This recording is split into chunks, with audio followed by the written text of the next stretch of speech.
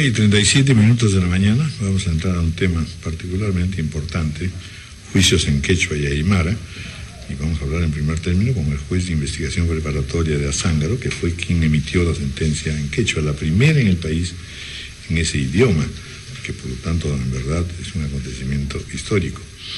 Y luego también con el presidente de la Corte Superior de Justicia de Puno. Un país como el nuestro, que es no solamente bicultural, sino pluricultural y que tiene lenguas, por lo tanto, no solamente quechua, no solamente aymara, este tema del conflicto de las lenguas que se han vivido en todos, múltiples estados y países, sin duda en el Perú ha tenido expresiones dramáticas. Yo recuerdo un cuento que siempre se contaba en ese sentido, de una comunidad que junta su dinerito porque tenía que entrar a un juicio y entonces compra con mucha dificultad y juntando plata 3 palabras. Eso es lo que queremos. Con el argumento de que van a venir los jueces y ellos van a decir eso en castellano para que triunfe tu causa. Y entonces llega el juez y le empieza la pregunta y dicen, bueno, aquí lo que está ocurriendo es que ustedes están en una situación violenta y definitivamente hay el riesgo, pues, de que simplemente se les quite la mina. Eso es lo que queremos. Tristeza. Una cosa terrible, tristeza, la verdad, es un cuento así. Y bueno, continúa, ¿no?, el cuento, pero de eso nos está demostrando el drama que el Perú ha vivido permanentemente desde la conquista española. Así que no nos engañemos que el diálogo de las lenguas es el diálogo justamente de la democracia, fundamentalmente. Señor doctor Juan Santos Machaca, muy buenos días, un gusto saludarlo. Buenos días, para asesores. Aquí estamos en el pueblo de Azángaro, una provincia donde el idioma quechua predomina. Estamos a sus órdenes.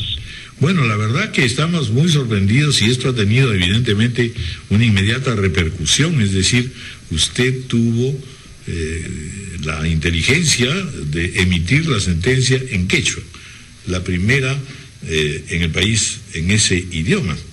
Cuéntenos qué lo llevó a esta decisión, qué situación se presentó, cómo la vivió. Tendré que hacer un recuerdo a los antecedentes de este hecho.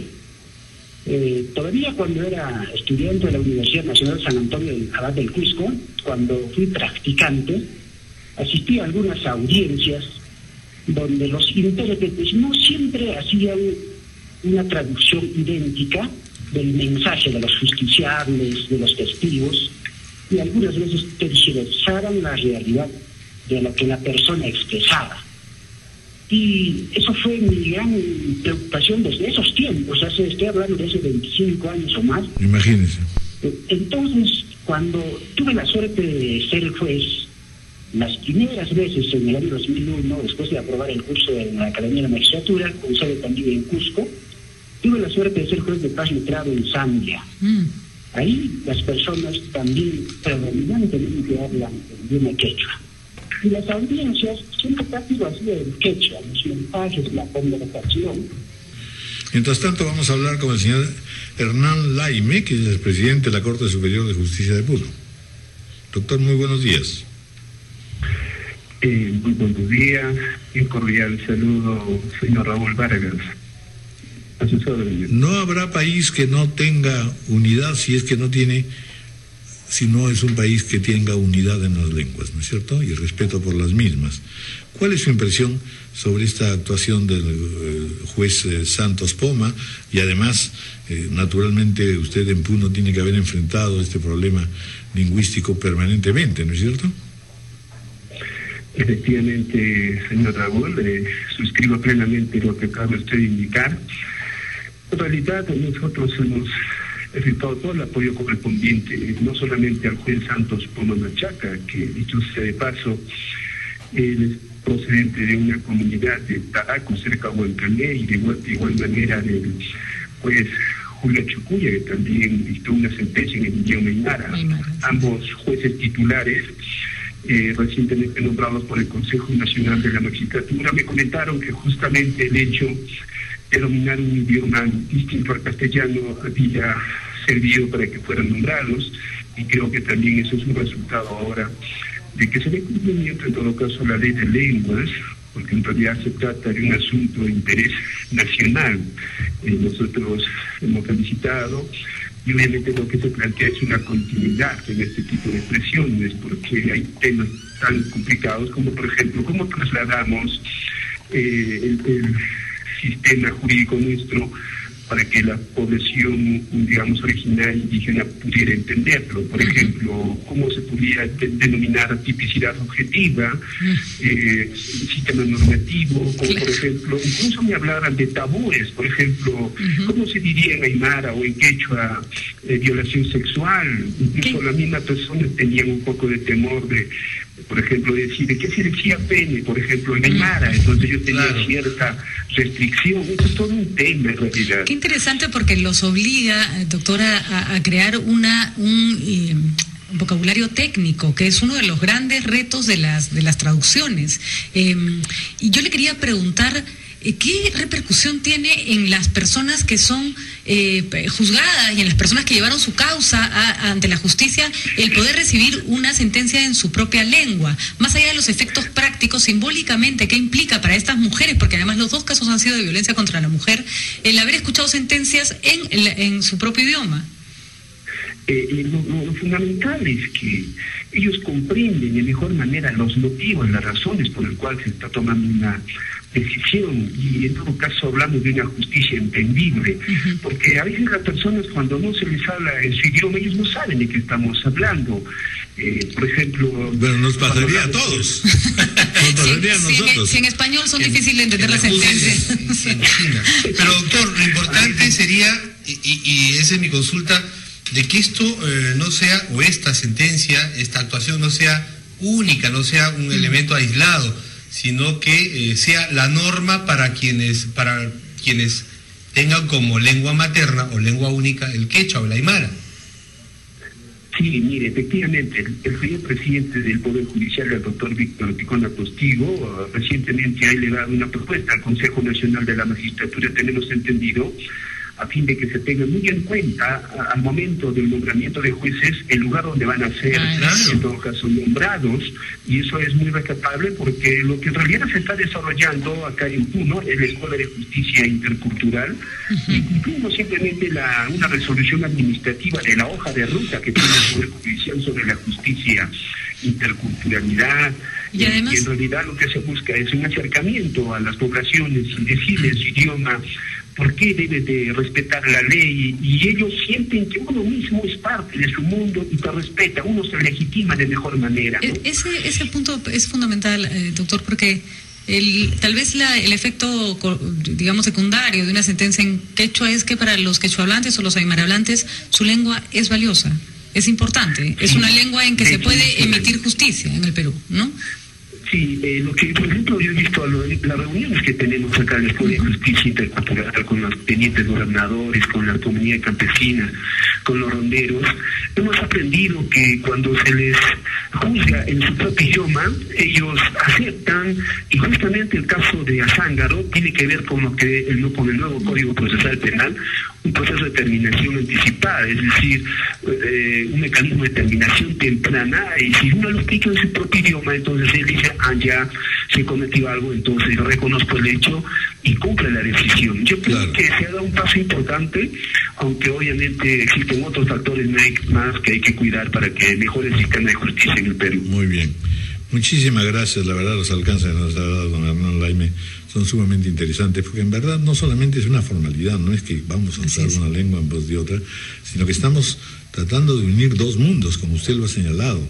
Es decir, cada uno de estos términos jurídicos, cómo son traducibles y en la esfera del entendimiento sobre la justicia y el orden social que se puede tener desde el mundo quechua, desde el mundo aymara, de modo que en verdad ahí queda un largo camino, y qué bueno que exista una escuela de justicia intercultural. Esto sería fundamental poderlo extender en el Perú.